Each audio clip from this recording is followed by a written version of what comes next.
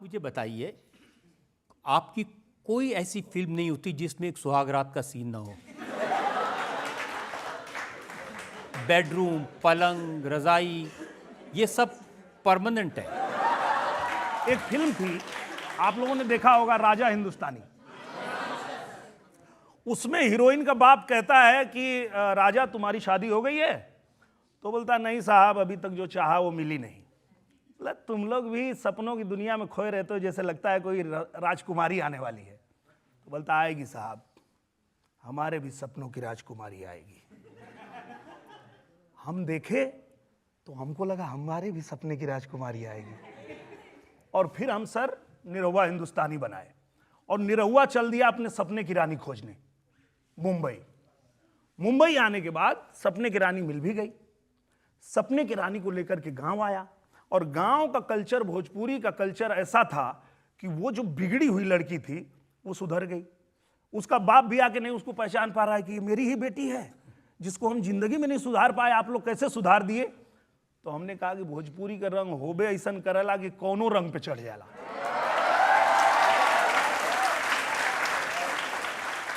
उस फिल्म में बड़ा सपना कैसे देखा जाता है ये बताया गया कि एक गांव का लड़का, एक गरीब का लड़का कैसे ये सोच सकता है कि जब तक सपने की रानी मिलेगी नहीं तब तक शादी नहीं करूंगा। बड़ा सोचना, बड़ा सपना देखना वो फिल्म बताती है। उसके बाद उसमें अध्यात्म भी है कि राह में निकल चला ये राही मंजिल जाने कहां भेटाई। समय से पहले भाग से ज्यादा कुछ ना मिल पाई। समय से पहले भाग से ज्यादा कुछ नहीं मिलेगा, बस आप अपना कर्म करते रहो, जो आपकी मंजिल है वो आपको मिल जाएगी। निरहुआ जी, आपने बड़ी कोशिश की है फिल्मों में वल्गैरिटी को डिफेंड करने की, लेकिन सच बात यह है कि भोजपुरी फिल्मों में अश्लीलता तो है, और अब आप एक जिम्मेदार पोजीशन में हैं, राजनीति में हैं, तो आपकी जिम्मेदारी है इसमें शालीनता लाने की कोशिश करें। अभी सर ने एक इल्ज़ाम लगाया था वल्गैरिटी का, आपने बॉलीवुड की तरफ इशारा किया। आजकल एक छोटा छोटा बच्चा भी सोशल मीडिया पे है, वो ऐसे वर्डिक्स और ऐसे सॉन्ग सुनता है, तो उसका माइंडसेट किधर जाता है? बहुत अच्छा आपने सवाल किया, और मैं एक बात क्लियर करना चाहता हूं कि मैं किसी को गलत नहीं बताया कि वो गलत है। हमने ये कहा कि इंटरटेनमेंट के लिए जो फिल्में बनती है वो चाहे किसी इंडस्ट्री में हो, वो ऐसे बनती हैं। अब आपको चूज करना है कि आपको देखना क्या है, अपने बच्चों को दिखाना क्या है। पवन सिंह जी ने एक बहुत अच्छी बात कही थी कि मैं 500 देवी गीत गाया हूं, भजन गाया हूं, उसको क्यों नहीं सुनते आप? लॉलीपॉप क्यों सुनते हैं? जहां जाते हैं हम लोग, दुनिया के किसी कोने में चले जाएं तो वहां बजने लगता है कमरिया हा हा, कमरिया हा हा, कमरिया करे लपालप लॉलीपॉप लागेलू। तो कहने का मतलब ये है कि सब कुछ है उपलब्ध, चूज आपको करना है कि आपको क्या चाहिए। मैं जानती हूँ बिहार में कैसे रिस्पेक्ट से बात करते हैं, या इवन छठ पूजा, ये सारी चीज़ें हैं, बट स्टिल एज बिहारी मुझे ये एक्सप्लेन करना लोगों को बहुत मुश्किल हो जाता है कि बिहार में रिस्पेक्ट से बात करते हैं, अदब से बात करते हैं। सो ये चीज़ें अगर आप प्रमोट नहीं करोगे तो कौन करेगा? मैंने किया है प्रमोट, और मैं आज आपको बताता हूँ कि दुनिया में कोई भी आपको अगर ये बोलना चाहे कि आप बिहारी हो, आप भोजपुरी बोलती हो, तो इस बात के लिए कभी शर्मिंदा मत होना। आप ये बोलना कि आपको देखना है, माई जाके देखो, बनाया है मैंने, आपको देखना है, अभी फसल आई है। अगर वो हिंदी में होती तो उसको नेशनल अवार्ड मिलता। उसमें एक गाना था मरून कलर सड़िया, पूरे पृथ्वी पे ट्रेंड कर रहा है, आपने देखा होगा। तो उनको बताइए कि ऐसा नहीं है, वो जानबूझ के साजिश करते हैं आपको नीचा दिखाने के लिए, लेकिन उनको गर्व से कहिए, जैसे मैं कहता हूं कहीं भी जाता हूं, चाहे रहिया बॉम्बे दिल्ली, चाहे रहिया मसूरी में, लिखिया पढ़िया कौनो भाषा, बतिया भोजपुरी में। देखिए, आपने यही प्रूव कर दिया कि आप कितने दिल फेंक हैं। गांव में लड़की के लिए भी गाना गाते थे, घर की दीवारों पर करिश्मा के पोस्टर लगाते थे, और जब आप फिल्म इंडस्ट्री में पहुंचे तो भी आपकी रेपुटेशन यही बनी।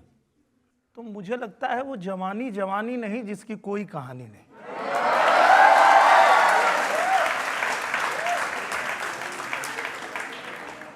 भैया ये जीवन मिला है, बाद में फिर मिलेगा कि नहीं मिलेगा पता नहीं है। तो हमको ऊपर जाके ये नहीं चाहिए कि भगवान कहें कि भैया तुमको सब कुछ दिया था तो तुम ऐसे ही कहाँ आ गए।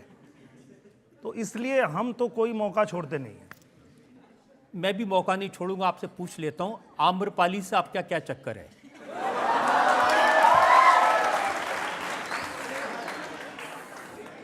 अच्छा, ये ना जो हमारे दर्शक हैं ये चक्कर यही बनाते हैं। तो जब मैं पहले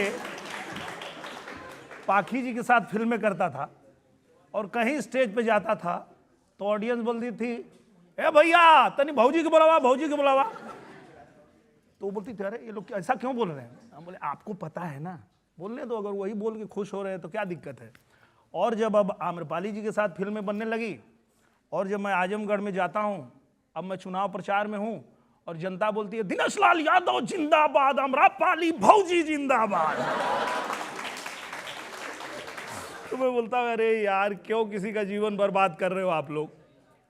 शादीशुदा हूं, 2 बच्चे हैं मेरे, इतनी खूबसूरत हीरोइन है, वो शादी करेंगी तो किसी मतलब ऐसे व्यक्ति से करेंगी जो उनको पसंद आएगा। आप लोग जबरी उनको क्यों भौजी बना रहे हो?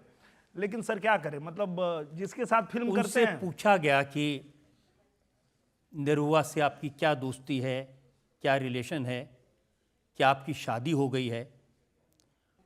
उन्होंने जो जवाब दिया वो सुन लीजिए। निरहुआ से अफेयर, इससे अच्छी बात और क्या हो सकती है? फिर उन्होंने कहा कि इतना अच्छा साथी मिल जाए तो शादी करने का मतलब तो गंगा नहाना हो गया। सर ये आज हम लोग अदालत में बैठे हैं, जज साहब भी हैं, आप लोग कोई ऐसा कानून बना दीजिए कि एक बीवी और 2 बच्चा रहते हुए मैं एक और शादी कर सकूं तो मैं भी कर लूंगा। हर थोड़े दिन में इंस्टाग्राम पर आपकी शादी की तस्वीरें पोस्ट की जाती हैं। कुछ तस्वीरें मैं दिखाना चाहता हूं लोगों को सबूत के तौर पे, और ये कहकर ही आप लोगों के अंदर ये भावना भरते हैं कि भौजी कौन है।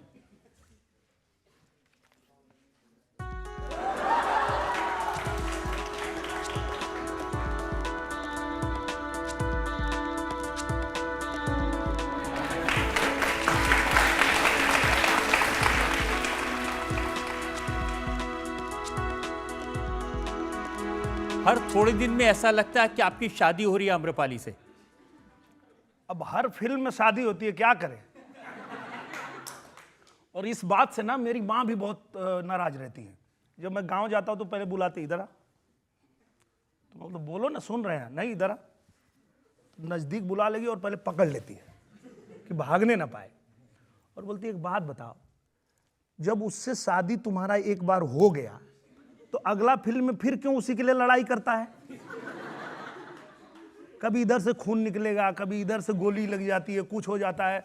तुमको बचपन से पाल पोस के कितना तकलीफ से हम बड़ा किए, तुमको पता है? बोलते अरे माई नकली है वो सब।